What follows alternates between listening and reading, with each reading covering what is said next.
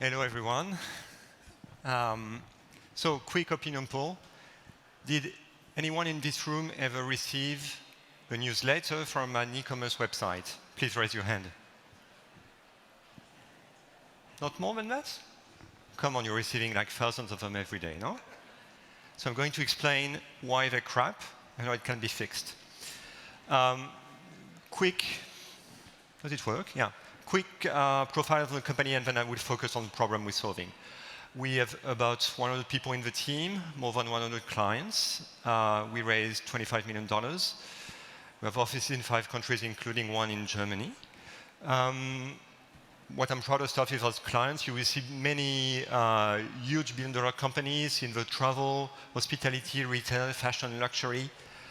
All these companies have one thing in common. They have a huge number of customers, typically millions, and they engage their customers with messaging through email, call center, mobile notification, any channel you want, and they want that to be intelligent and personalized.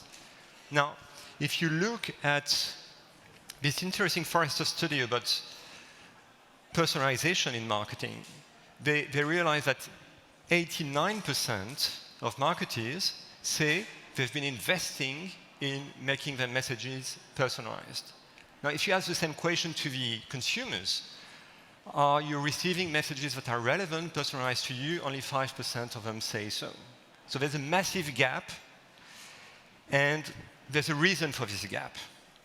The reason for this gap is that the technology investment about personalization, every time you hear about big data, AI, personalization of marketing, 99% of the time, this is about intent-driven personalization, activity-driven. You go to a website, you do something, and based on that, you're going to be retargeted.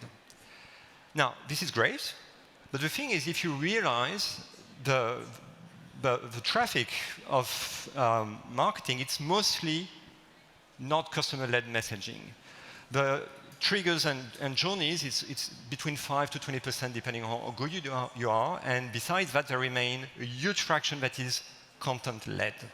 And this content-led marketing is not driven by customer activity, simply because there's not enough activity by itself to drive everybody into journeys.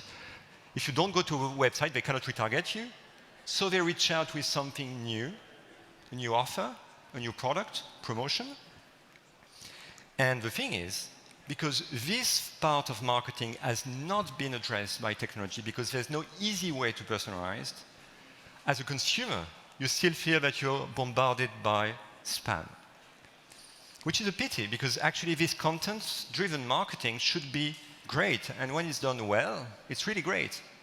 If you're an airline, you may promote your new business class, or you may promote promotion to go to a certain destination. If you're a fashion brand, you can promote your new items. But there's also very simple forms of content. It doesn't have to be sophisticated creative. You can just, like this flower vendor, pick one picture in your catalog, because you have, these flowers, they're going to be destroyed in 1 week, so you better sell them. So you just put one. Now, the thing is, this is good messaging, but it's not interesting for everyone. But if you're not customer-led, it's hard to be personalized. Now, if you try to match these different offers with your customers, then you run into trouble. There's no clear path from your customers. And your customers, they have more than one profile, more than one faces. You have many different data points about them.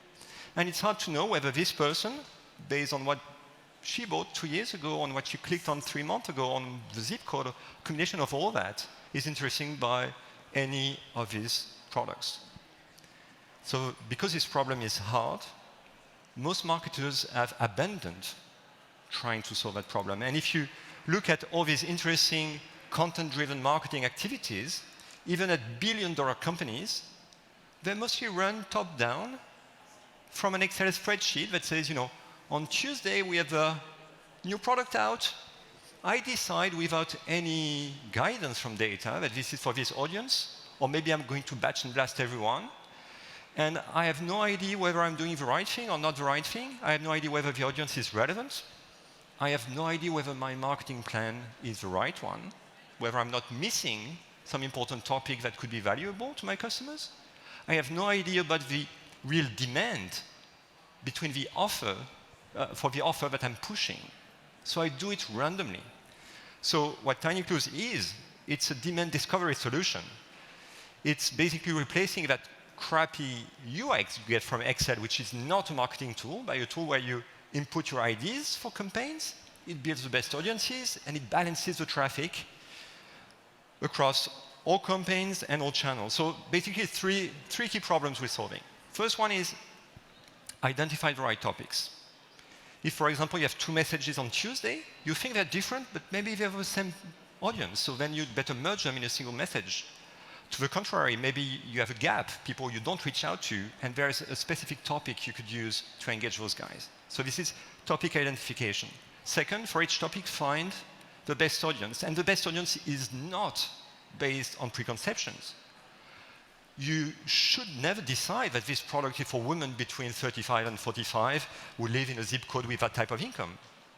It should be, using machine learning, the people most likely to be interested by this offer, whether they have any gender, wherever they live, based on the true patterns in your data. Third, you have to prioritize your traffic across all your campaigns and all the channels.